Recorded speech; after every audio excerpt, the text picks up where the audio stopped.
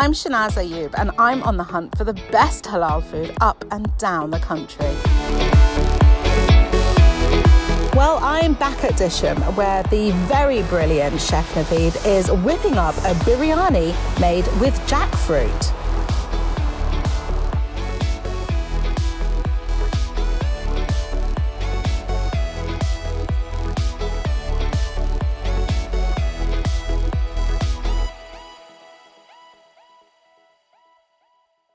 So where do I begin with biryani? Well, I've written about it in my cookbook, and as someone that originates from Hyderabad in India, I can say that I can talk about it all day.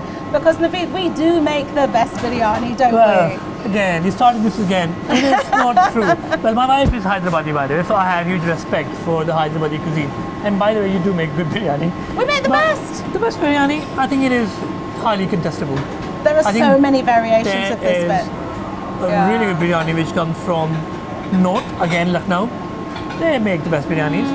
And even South is not far behind. They make really good biryanis as well. I know a lot of people that would disagree with you. I have yet to be convinced. So you are going to convince me that this biryani is the best, is it? Well, you know what? This biryani is actually the sum total or mix of your Hyderabadi version as well as a little bit of input from North. We use a lot of onion tomato masala and even a bit of a South Indian touch. So this is a complete different recipe. But I have to say it's not the Hyderabadi biryani that we're used to. It'll be better than that. Because we're using jackfruit, not meat.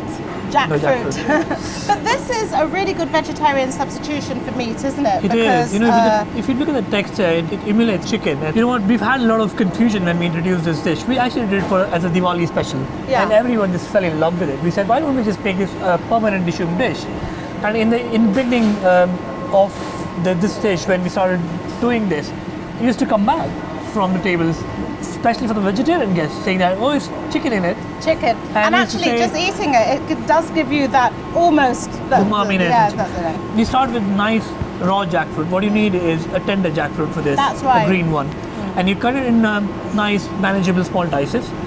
The trick is to marinate it with a little bit of salt, turmeric, red chili powder, a little bit of ginger garlic, maybe a little bit of lime juice, and fry it. Because it tastes a bit pickled, actually. It's actually quite nice. And that's the umaminess of the meat which you get. Yes. And also it holds the jackfruit pieces then when you cook it in a biryani. Otherwise, it might disintegrate. So let me go through the list of spices which will form part of this recipe. So obviously, as I said, we have the fried jackfruit here. We have the fried potatoes. They add a nice body to it. There is this is influenced by the Boris in Bombay. They add potatoes in their biryani. They put the potatoes then to bulk up their biryani. Exactly. And in fact, everybody loved it so much it became a tradition. We have the onion tomato masala. It's nice, humble, simple onions and tomatoes which are cooked together. So that's just been fried down together. Pre-cooked together. Like a bit like a marinara. Yes.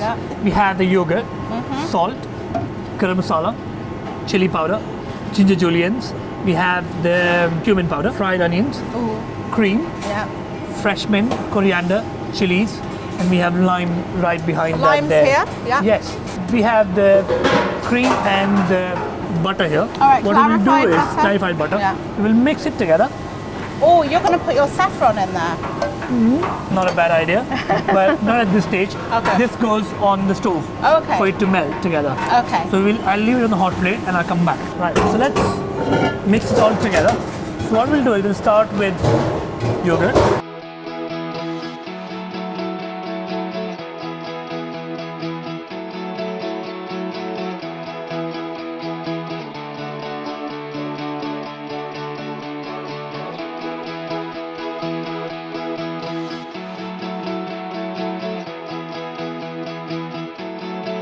Okay, so Naveed, I can see now that you're adding the chilies. Fresh green chilies. Do you add them whole? We do. I mean, we'll slice them into half. Yeah. And we'll add them. These are again spicy, so you can add them as much as you like. If you like really spicy ones, you can. But biryani isn't, you see, this is the difference. In Lucknow, the biryani is quite delicate, isn't it? It is. And then, of course, in Hyderabad, we do a spicy version, but it's not a mirchi version. It's not a heat version.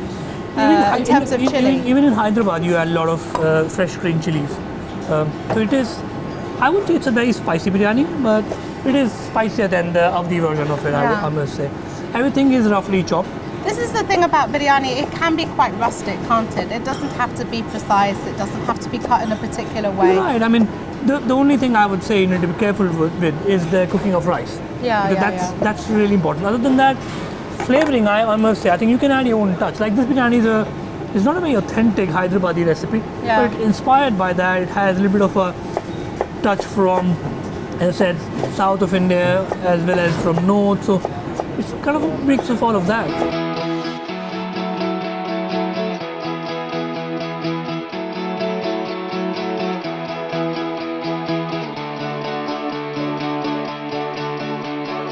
This goes on to the stove now. So we start to cook this, and you can see there's water on the next stove, which is nice and hot and boiling. And we had the rice. So rice, as you said, the best rice obviously is the basmati. Basmati. The kacha basmati is the best. To handle that is a bit of a problem. So not everyone can handle the kacha basmati because it's so delicate. I have a story of my teacher. I was washing rice when I was very young cook, and I was literally pouring water on the rice from the tap, and he literally slapped on the back of my head, saying that, "What the hell are you doing?" slapped you? He literally slapped on the back of my head and said, "What are you doing?" I said, "I'm just washing rice." He said, "That's not how you wash a rice." Yeah. And he said that, the rice grains are so delicate that Yes. they can't even tolerate the direct impact of water. So that's how delicate the kacha basmati is. The trick is that you soak it enough when the rice grain gets nice and translucent, as you can see here.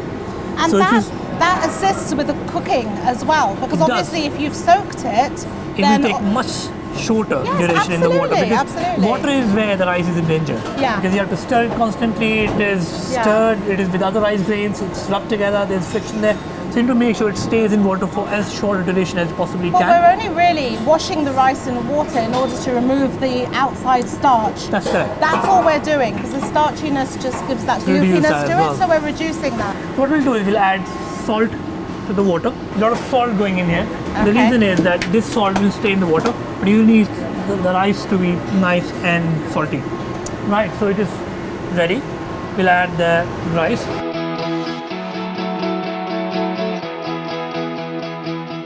How many biryanis would you say you've made in your day?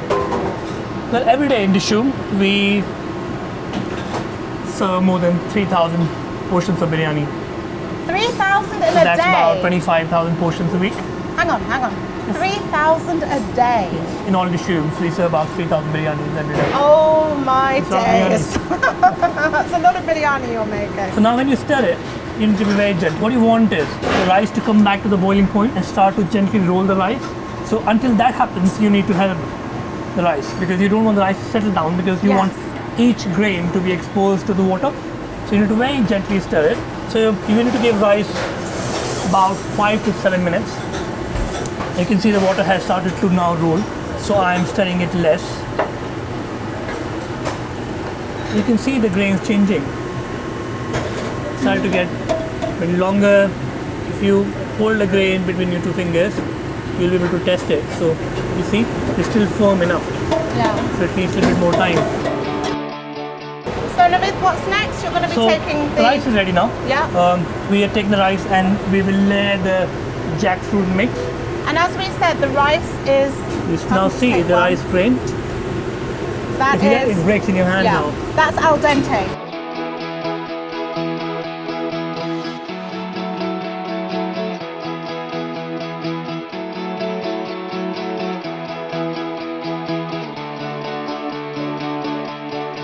So you're Yeah. topping this off with... That's the saffron. So what we do is we fry the saffron very delicately. Again, you need to be very gentle with it and make a powder. And I normally prefer it to mix it in water rather than cream, because you get a nice dark rich color. You'll see that now. You see that? So in our saffron, we soak it in the milk and the butter. Yes. And then we add it. But the saffron adds a real decadence, doesn't it? does. It just makes the dish look so regal. This dish again was a very humble dish. Biryani had a very humble beginning. It was literally made. There's one story which goes like this: that when there was a famine in Awadh, the Nawab wanted to feed the population, and he asked the cook to cook a dish which could be fed to thousands of people working on a project. That's right. And what they did was they just chucked in meat and rice in a big nice pots, at an interval of a couple of hours probably, and left them on embers or charcoal and sealed the pots. And that was probably the pulao they were cooking, because they chucked in everything together and let it cook. And they used to open it every 2 hours and continue to feed the population. And the Nawab came around one day to check the project, and they were opening one of the pots. And he found the smell very captivating. He said, "What is this?" And then he realized they were cooking biryani. So he said, "Can you make that for me?" And eventually, that ended up becoming the first biryani which was cooked. Because and of course it's evolved so when much they were cooking it for Nawab, they started adding more saffron, expensive ingredients. Exactly, saffron, cardamom. Yeah. So let me add a little bit water to it. So this water will give the rice a little bit more space to cook, because the rice still needs a bit more cooking. Starch water. But just a little bit, so that you have the rice. Of course, it's got a lovely flavour to it as well. It does. All you're doing now is to make sure you just cover it nicely. Now this is the crucial stage. This is the dum. This is what we call the dum. And you have to make sure it's properly covered. So what you're basically doing here is, escape. That's it, you're trapping all the flavors inside, so that when it gets cooked, the flavors are not going anywhere and get trapped in rice rather than lost. Now usually when we cook this at home, I cook it in an oven, because then there's even distribution of heat. That's correct. So you'll be able to achieve We are putting it in the oven then. Oh, thank you. That one is ready. Okay, so Naveed, you're going to unveil That's it. the biryani, This and then is we're going to the start the moment of truth. The That's moment it. of truth. I'm sure you know about it. This is such a big moment when we have family come together. We don't have a lot of food. We just have a pot of biryani. That's all you need. Sitting in the center of the That dining table. and some dahi ki chutney. That's it. And it's almost a ceremony to almost tell people, be careful when you do this, because you have a lot of steam which Steam that comes off. certainly comes out. Yeah.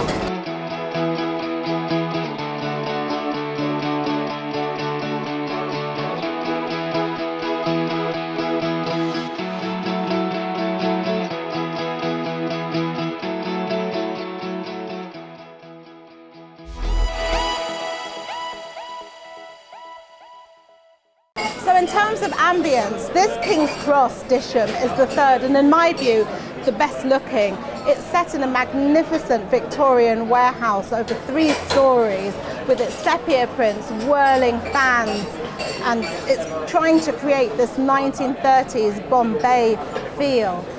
You could be lifted from your Auntie G's veranda and placed right here. I mean, it is absolutely beautiful. It's very quirky. It's a very witty interpretation of urban India. And my score for ambience is 9 out of 10.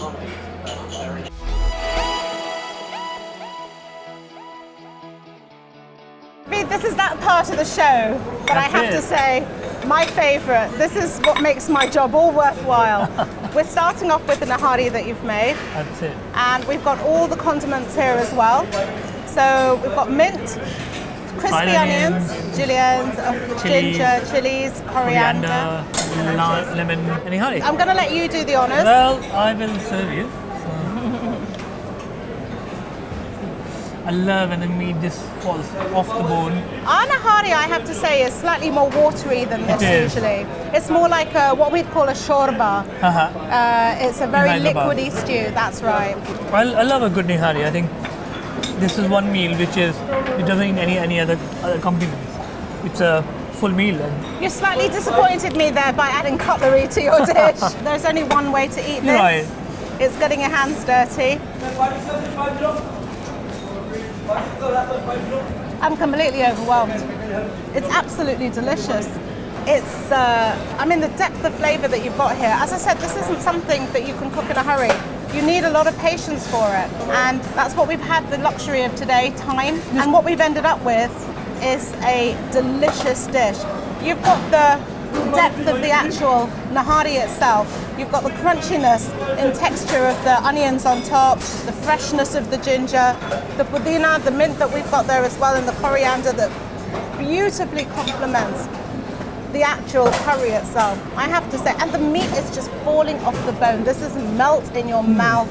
Lovely lamb, it really is. I'm gonna take a refreshment here. I understand that this is very popular. This is your Bombay mocktail. Or Bombay colada, as you call it. That is so refreshing. That's a very popular drink here, It is isn't very it? popular drink. So your Bombay Pina Colada, which you call Bombay Colada. It has chai syrup in it, so I'm sure you're getting little notes of cardamom. There's cinnamon in it. Very subtle. It is. And what drink do you have there? Describe what you've got This is there. one of my favorite drinks on the Dishoom menu. It's a rose and a cardamom lassi. So lassi is we also used to, and we have only 2 versions back home, which is sweet and salted. Sweet and salted. And when we were doing a menu here, we came up with mango lassi, which now you get it. I think in UK you Everywhere find in mango. Indian. Exactly. It's a standard beverage in an Indian restaurant. And this one was pretty much a Dishoom innovation wherein we thought of, again, doing a rose and a cardamom flavor. And I think it is so refreshing, especially on a day like this. Yes. And it's nice and hot. And especially with food like this, it complements it just perfectly. suited it, yeah. It's almost like a sorbet in between the meals, isn't it? So the lamb chop, tell me, what you've done here is you've served it on a banana leaf, you've decorated it with some fresh pomegranate as well. Yes, and some mint juliens. I am going to be a little refined and use my knife and fork, because usually I'd be quite bad-mannered, pick it up and just have it smothered all over That's my how you face. eat it. That's how you eat. I know, but I'm on back television, home. so I have to behave myself. So I see you've achieved a really good amount of charring around there. And the charring gives the crispiness, which complements the succulence and tenderness of the meat inside, but also gives that lovely bitterness that complements the sweetness. And the fact if it's a good quality fat, it's charred properly, it does taste divine. This is absolutely cooked to perfection. The tenderness and juiciness of these chops. I have to say, I mean, you have cracked the holy grail of spicy lamb chops. Thank this you. is, if nothing else, come here to taste these. These are the best I've ever tasted. Thank you. And You're really kind. I mean, the love and passion that you've put into making them, twice marinated. You know, the papaya has definitely worked in tenderizing this meat. It's really, really delicious. Right. Here is our biryani. Right now, it doesn't look like a biryani, but this is all the drama of serving your biryani, This isn't is it? it, yes. So this is how you do your dum. But we don't serve it like this in the Dishoom. Right. We rather put a lid and seal it with a dough.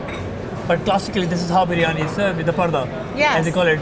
And there's a classic name for this called chilman biryani, and chilman is actually parda. And the parda is so tasty in itself that you can actually eat it. Now I'm going to see for myself whether a biryani without meat is worth the name biryani. This is the real test test. I've tasted plenty of vegetarian palau, but vegetarian biryani is something I haven't tried before. That looks incredible. But if you want to achieve this effect at home, this is just flour and water. This is flour and water. You can actually buy the puff pastry. It doesn't. this is puff pastry or It is short not, pastry? but you can Yeah. buy a puff pastry and does a really good job. And can I just say, actually, as you've put it on the plate, that Look looks at that. to me like chunks of chicken. It does, and it confuses people a lot, which I don't know if it's a good thing or a bad thing, but most certainly it excites people. Now, I mean, when you look at these chunks of jackfruit, they are fork tender. They're falling off my spoon. I mean, they're absolutely wonderfully cooked to perfection, I have to say. The rice is separating, just as it should. And it's literally melt in your mouth jackfruit, isn't it? This is an utterly delicious meal, I'd say, for that special occasion. Thank you. The saffron taste has given it that regal decadence that we always look for in our food. It's definitely for that special occasion. It's got all the ingredients of a very authentic biryani. Now, restaurants everywhere, Indian restaurants serve biryani, but this is a different quality, I have to say, Naveed. Thank you so much. This is what I would say, head and shoulders above the rest. I mean, I'm convinced, having had my first taste of vegetarian biryani, that this is unparalleled. It really is. Thank you. And I'm not just saying that, this is absolutely delicious. So Naveed, you are the brainchild behind the menu here. I mean, it is a very distinctly authentic menu, but there are some fusions as well. Would you say some Anglo-Indian fusions? Well, Chanaz, we do two things. We either take a very authentic route, wherein we do not compromise on anything then. So if we find a recipe which is truly authentic, we go out of our way to make sure we replicate that. Even if we go down to a place wherein we have to import stuff from India, we do that. Like all our spices comes fresh from India. We do not buy anything outside. We make all our spice mixes in-house. I don't trust what you get outside. But what is it about Dishoom? I mean, I've tasted the food for myself here. There is a lot of competition in London. There are wonderful restaurants, Indian established restaurants that have been around. In comparison, you haven't been around for long, but you have managed to corner the market. Every time I have passed every single Dishoom, there is a queue outside. And the food here is a testimony to that. But what is it that's making yours so vastly different from the competition out there? Well, we've been around for almost 8.5 years. I opened the first one in Covent Garden back in 2010. I'm not sure whether I have the answer to your question that why there's a queue outside, but I can tell you that one thing which we are very particular about is to make sure the product is top class. And as we're discussing food all day today, I mean, you can see that a lot of love and effort goes in it. You know, we are inspired by the Bombay cafes. These are the cafes which are dying back home now. So they're The Irani cafes. The Irani cafes. You know, they were opened by immigrants who came from Iran to India, and they opened these nice small cafes. And today, these cafes are dying in Bombay because they're all located in such prime locations that the next generation doesn't want to carry on. So they are shutting shop. And for us, that is such a story that it breaks my heart to see these cafes, which I personally dined in because I worked in Bombay for 8 years. I think for us, it's almost like a mission to kind of recreate some of those ethos of these cafes, to have democratic spaces where people can go in and eat. I mean, you have Lakshmi Mittal coming in here, at the same time you have a student who's sitting next to him, Yes. and you can dine in Dishoom. Yeah, So I think Dishoom gives you an opportunity to actually break barriers. I mean, And I everyone have is to welcome. say, the actual location has something to say as well, because it's actually an old disused railway shed that used to transport goods from Britain to India. So how ironic now that we have mostly English people coming into this restaurant and Yes. eating, you know, produce of a very different kind, you know, subcontinental food that is absolutely delicious, authentic. It's just the irony of it, isn't It is. I think it's a full circle now. I think this is how things are happening. When we looked at this site, we were blown away by it because it was an empty shell which we could dream of a brilliant Dishoom. And it's almost like a homecoming for us, as you said, because this was a place where goods for India were stored in those days. Yeah. And opening any restaurant in this space was absolutely stunning. I think. And for those that don't know, Dishoom, when we say Dishoom, that's usually the sound effect that's given in a fight sequence of a Bollywood movie. And it's usually followed by some hip-thrusting song and dance routine. And I have to say over here, the only thing I've seen being slapped around is a naan. But there's plenty of spice on and off the plate here. I am so privileged. I feel very privileged to have been in your company, Naveed, and to have sampled the food that you've cooked for me today. I can't thank you enough. It's been a real experience. Well, thank you for your time and patience. I think you've been very patient and you're helping me out as well. So thank you to you. Thank you so much. Okay, well that's it from us on IC, where we're lking for the best places to eat in the UK, only on The Love of Food 2.